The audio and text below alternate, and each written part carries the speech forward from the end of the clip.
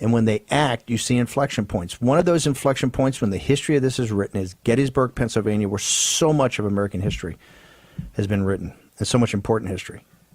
That hearing on Wednesday was an inflection point because it's the first time that the Trump campaign was actually able to put forward in front of smart people and for a national TV audience the receipts, the actual details of how this was stolen to counter the mantra of the mainstream media that is baseless. You mean the guys who were saying, where's your evidence? Where's your evidence? No, we don't want to hear your evidence. Right. Just in relentless. And the person who did that at tremendous political risk to himself was State Senator Colonel Mastriano. He now joins us.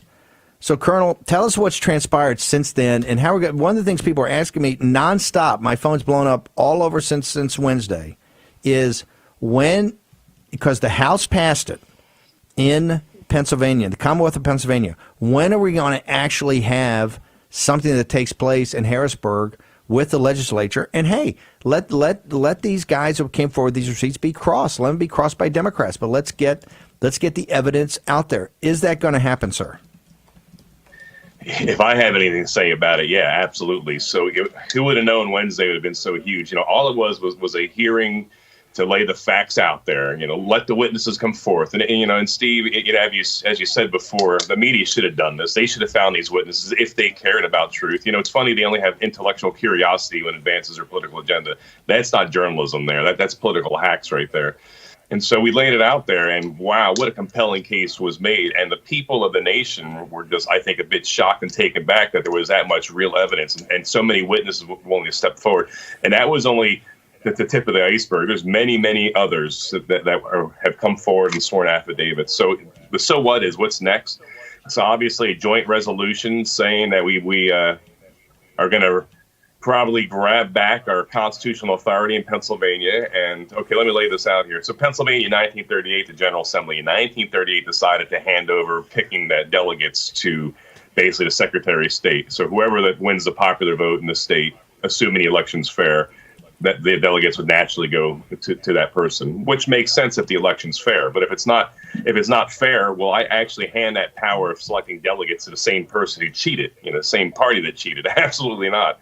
And so thank God we have the federal constitution that says we're going to exercise our constitutional power here. So we're going to do a resolution between the House and Senate, hopefully today. I spent 2 hours online trying to coordinate this with my colleagues, and there's a lot of good people working this here. And the resolution is going to say we're going to take our power back. We're going to seat the electors. Now, obviously, we're going to need the support of the leadership in the House and Senate. We're getting there on that, but we need to act like hold it. I think we got some breaking news here. You're saying you're going to get a joint resolution to actually go forward, and the Republicans control the House and the Senate, to go forward to basically take the power back from the Secretary of State and put it in the state legislature to put forward the electors? That is exactly what we're going to do. And so, look, it's going to obviously be a struggle. We're going to hear the palpitations and, you know, the outcries of our Governor Wolf and Secretary Bookvar, whose resignation should have happened months ago, and she should have never been confirmed. But you know what? We have that power, and we're going to take that power back because there's so much evidence of shenanigans and fraud. We can't stand aside and just watch this unfold around us here. You know, it's not about disenfranchising anybody. It's making sure that every legal vote counted. And if there is extensive shenanigans out there, it's up to the General Assembly to step in. So we have a fight on our hands, and we're going to fight. We're going to take the fight all the way to the U.S. Supreme Court if we have to. Look, we saw fighters in you, and we saw fighters, and this is fighting for the Constitution, fighting the Republic, fighting for the American people. But we saw fighters. The question is, and we know that courage is contagious, but has that courage gotten contagious upstairs? Is leadership now prepared to take? You got guys like Toomey, you've got leaders in the Senate, in the House, and all they seem to me to want to do is run for cover. Yeah, I mean, I was a bit dismayed reading, you know, former Governor Tom Ridge's comments there. I mean, it's just he mocked our hearings in Gettysburg. If he was a student of history or cared for the truth, he should have sat and just watched it and made a judgment without just castigating us because we're doing the right thing, unlike him, obviously. But yes, I am seeing a shift. Now, there's 4 leaders, 2 in the House, 2 in the Senate, and I'm seeing a shift among a couple of them. So I think the momentum's on our side. Look, if there's 50 voices in the Senate, 29 Republican or independent caucuses with us. All we need, are 16 in the Senate really to influence the leadership. And I think we're pretty darn close to having 16, 17 senators, and I think there's at least half of the House as well on the Republican side moving forward. So yes, they are getting motivated. And sometimes it feels like we're pushing from behind, but doing the right thing, I think, eventually catches on. Since we are burning daylight, do you see in your resolution other things you're working on today and over the weekend? The president's going to Georgia tomorrow. Wisconsin's probably going to report at this weekend, which is going to be a thermonuclear airburst, right? Given the 100 to 200,000 votes that are illegal out there and going to be purported to be illegal. Do you see hearings actually happening with everything you're working on? Do you actually see hearings? And hey, let the Democrats take their shot. That's the American system. It's an advocacy system. We don't mind. The evidence is the evidence. The math in Pennsylvania is so overwhelming that. But do you actually see a set of hearings happening with the state legislature that's more than just Republicans? That's both houses and both parties.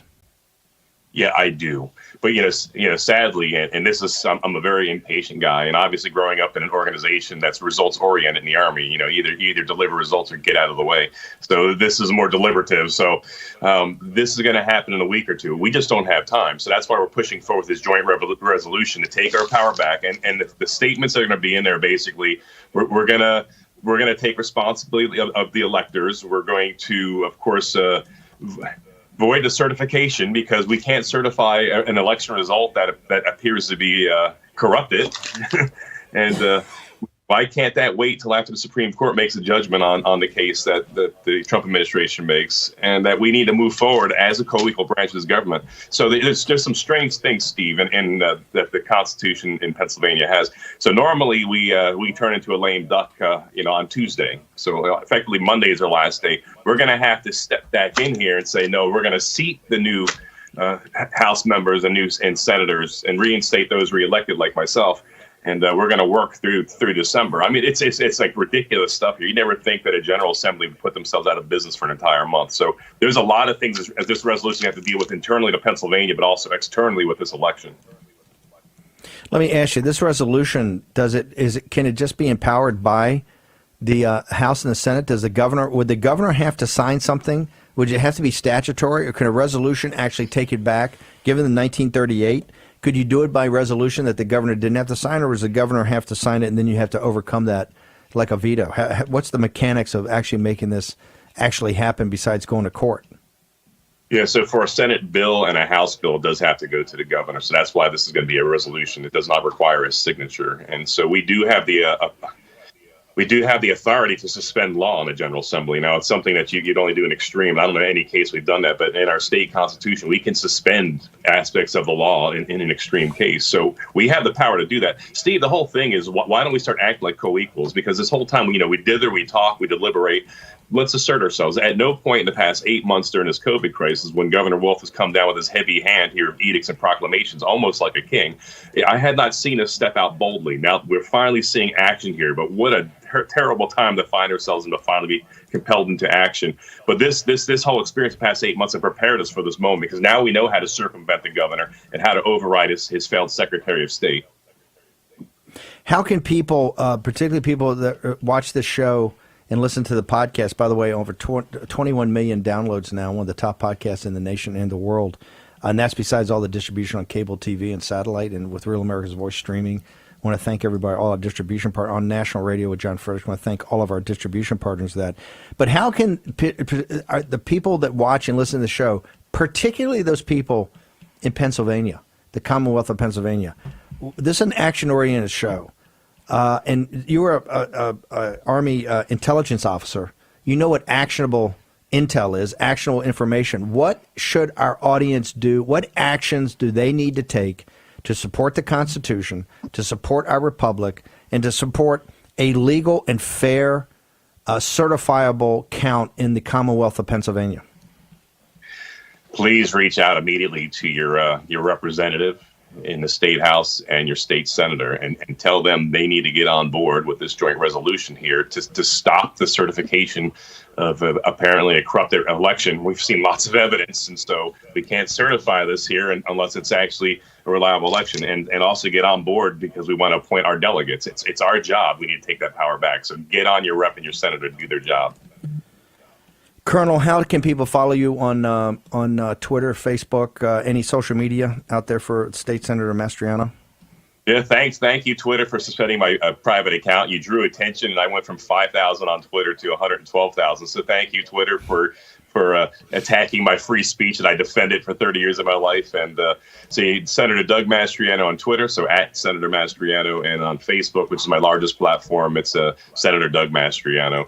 And so we got to stick together. You know, I'm in Franklin County here in Pennsylvania, and Benjamin Franklin famously said in 1776, you know, we either hang together or surely we'll hang separately. We got to hang together here. It's still going to be a marathon, but we're getting close to the end here. And it's been a discouraging 2-3 weeks here, but we're close to victory here. We do have momentum, and we have to stick together. Steve, one thing that really bothers me is we have a group of puritanical Republicans out there that criticize these fine points of things. It's like either get on board and help us or get out of the way, because there's just too much at stake here for petty little politics. Colonel, thank you very much for joining us here in the War Room. People will take action today. Franklin also said a republic, if you can keep it. Raheem Kassam, this is, and momentum is shifting, ladies and gentlemen, ever since the Colonel had that hearing in Gettysburg. And Tom Ridge and these guys, first off, nobody cares what they say anyway. They're totally irrelevant. They have been irrelevant ever since they got us into the wars that bled out America, and Tom Ridge was part of this, part of that corrupt administration, incompetent and corrupt. Tom Ridge's IQ is about room temp. Everybody that knows him knows that. This guy is dumb as a brick. So, Tom Ridge, we don't care what you have to say, okay? You are irrelevant. The only time you get promoted is on CNN and MSNBC when you're attacking the President of the United States and the deplorables.